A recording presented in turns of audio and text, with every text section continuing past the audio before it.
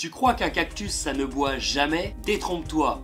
Certes, un cactus boit beaucoup moins qu'une plante dite normale, mais quand même, il y a des limites. Si ton cactus se décolore, voire même devient jaunâtre, c'est qu'il est franchement temps de l'arroser. Si la base du cactus vire au brun, même chose. Par contre, si c'est brun et mou à la base, dit comme ça a l'air franchement dégueu. C'est l'inverse, c'est le signe d'un excès d'arrosage et tu peux toujours essayer d'appeler le 911, mais probablement que ton cactus est déjà condamné. Les racines ont dû pourrir. Oui, mais alors, Gary, comment on arrose un cactus?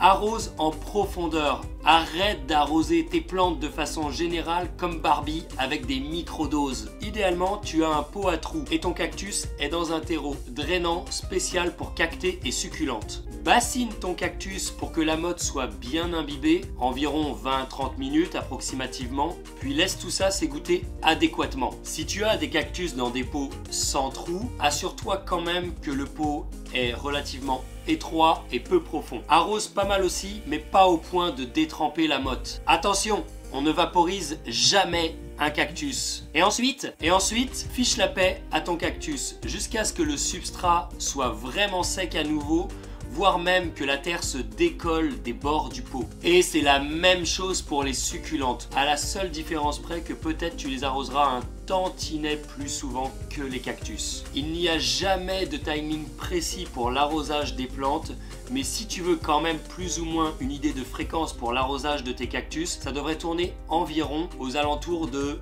2 arrosages par mois en été et un arrosage par mois, voire aux 2 mois en hiver. Plus ou moins, à toi de juger, le pouvoir du cactus est entre tes mains.